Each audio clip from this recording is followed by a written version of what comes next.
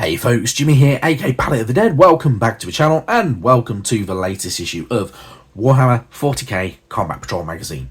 Now, as per usual with all these videos, if you like them, hit that like button, subscribe if you haven't already subscribed, and of course, drop a comment down below if you want to. One, I really love hearing back from you guys. Two, it goes a massive way to helping out the channel, even if you're just saying hello.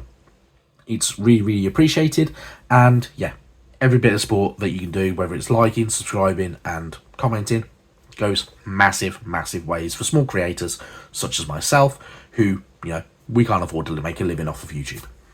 Anyway, if I sound a little bit raspy and croaky today and a bit off it, it is 100% because I have a cold, and I have just taken a massive glug of Benylin that makes you drowsy, so I may be a little bit off it on this one, but it is what it is. I will try to persevere, and yeah, it just may affect the quality. Anyway, it is what it is, so I'm not going to be upset about it. Anyway, so this week we're on issue number 74 of Good Old Combat Patrol magazine. We're getting very close to that halfway stage where we're halfway through the Astra Militarum, and very close, getting very close to the World Eaters, which will be coming between issue 81 onwards, up until 90 when the magazine finishes. So there's not really that much time left. It's literally 3 months, so it's going to go pretty quick. So it is what it is. And then we'll have good old Spearhead magazine when that comes out, which I must admit I'm looking forward to as a big massive Age of Sigmar guy. I am really looking forward to that, so it'll be really good fun to get into that one and get my teeth stuck into there. Anyway, enough rabbiting on. So issue number 74, part 2 of 2 of our 20 Cadian shock troops for the Astra Militarum. So exactly the same sprue as last week. So you have obviously build options. So if you didn't already know that from last week, say for instance if you've not built them or had a look at last week's magazine or anything like that, you have some build options, whether you can choose different weapon loadouts. You can have a guy throwing a grenade, you can have a flamethrower, you can have grenade launchers and all that type of stuff. It's up to you if you want to go very much down the same route as what you've already done, or if you want to try and go down different routes and go for kind of different builds. Personally, I like the idea of going different builds and changing it up a little bit, but your choice for your minis at the end of the day. But have fun with it no matter what. So that's a really good thing. And again, with the same as last week, there are little bits on that sprue that you can utilise to either add to your minis, or you can add them as base decoration for anything. So you don't have to just keep them on the Cadian shock troops. You can add them as base decoration on your Gene Stealers, for instance, and that type of stuff. But it's always down to you at the end of the day. Anyway, now I've rambled on about that too much. We're going to go straight into this week's issue. So obviously last week we had the build guide because it was part 1 of 2. This week we get our paint guide. So if you're following this paint scheme, very much like the Cadian Cadian command squad that we had to kick us off with good old Astra Militarum, very straightforward. There are ways I personally would change it just because you can. Like for instance, instead of going Wraithbone over black, I would go Xandri Dust. So use the Xandri Dust to your advantage. It means one, you're not going to be going through loads of thin layers of Wraithbone, where it might look a little bit patchy here and there, and you've got to try and get a nice even coat. It can actually make it a lot easier to do that. The other plus point with using Xandri Dust is you don't actually have to use a lot of Agrax Earthshade to shade it to change its colour later on. The main reason I say that is I always find Agrax Earthshade can be a little bit glossy. So it tends to dry a little bit glossy, and a lot of times for me, maybe it's just my bad luck and I've had 7 or 8 bottles of it where it's gone glossy. But I would probably go for something like that, or I would use Seraphim Sepia instead of the Agrax Earthshade. My personal preferences, my choices, but you do you. Personally, I'm not going for this paint scheme. I'm going to go for a winter camo look. I think I've nailed it down. using ImpCat, which is an Android app where you can paint minis up and it costs a couple of quid. And you can download files from mega.nz. But yeah, you can do that type of thing. It makes it far, far easier. And yeah, you can get to play around with colour schemes without painting up minis.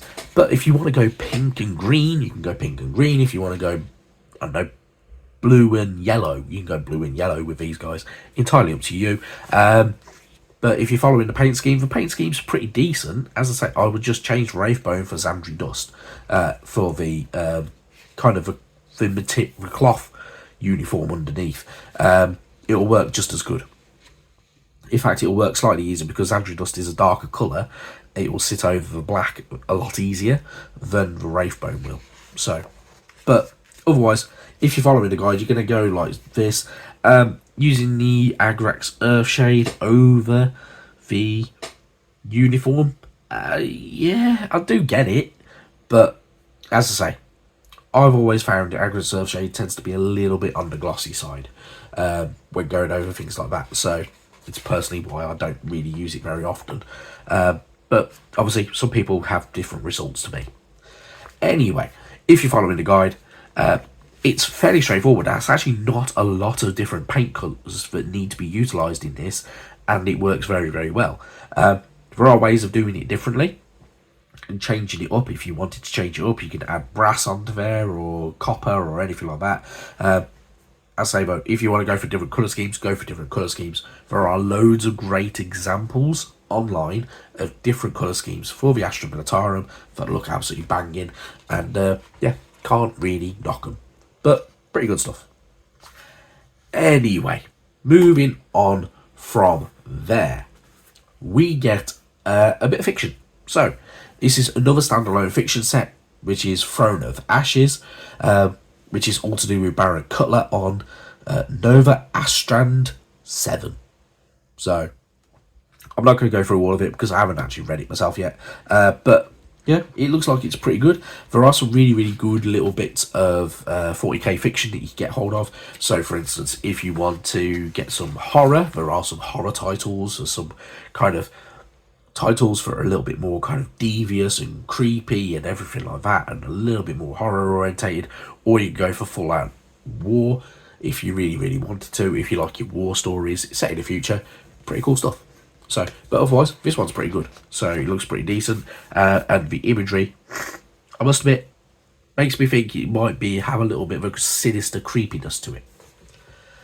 Anywho, moving on from there, we have another collect page for Cadian Shock Troops. So you may think, why have we got two of them? Because we had one last week. It's because basically Cadian Shock Troops, the units are meant to be split into 10, so you could utilise both of them. So you can split them off in two different ways. So you get 10 shock troops and 10 shock troops. Or if you're playing bigger battles, you can combine them and have a reinforced set of troops. So you've got 20 minis and have them travelling all together if you wanted to. Kind of more like a platoon. But yeah, pretty good stuff. As per usual, you get to do the usual stuff, like naming them, background and all that type of stuff. And you've got your data sheet on the other side, which obviously we had last week. So you get it again. So why not?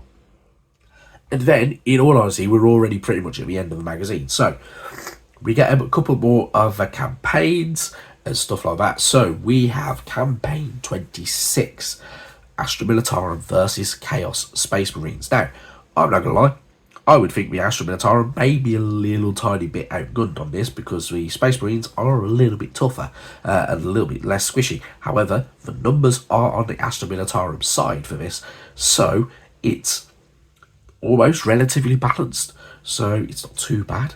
But yeah, pretty good stuff, and it should be really, really good fun. And I must admit, I will get around to playing these at some point when I've painted all the minis, because I like how I've painted minis. And yeah, it should be good fun. So, happy days. If you are having a go at these campaigns, by all means, let me know how you get on down below. You get to obviously keep track of it on that tracker, or if you just play for fun, play for fun. Have a bit of fun with it, enjoy yourself, compete against other people if you really, really want to. You can do it technically on your own if you wanted to as well, and all that sort of stuff if you want. Anyway, now my throat's getting really, really croaky. The moving on from there, we have scenario 45, Gaining Ground. So, with this one, you're using 2 battle mats, 3 objective markers, and you're taking out turns as you use your place in your 4 terrain cards. Astra Militara player takes 2 units of 10 Canadian shock troops, when I can speak, and the command squad. The G-Stealer player takes 2 units of Neophyte hybrids, really can't speak now, and the Magus. So, the Magus has to be attached to one of the Neophyte hybrids as well. So, just bear that in mind. But otherwise, really, really good stuff. You get to have a little bit of fun. And obviously, we get to learn a little bit more of how to utilise the tactics of the Astra Militarum in your games and have a bit of fun with it. So, pretty cool stuff there.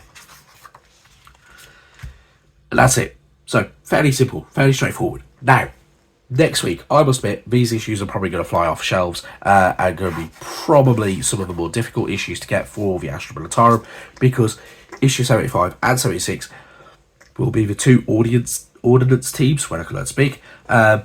So, I'm guessing 1 per issue.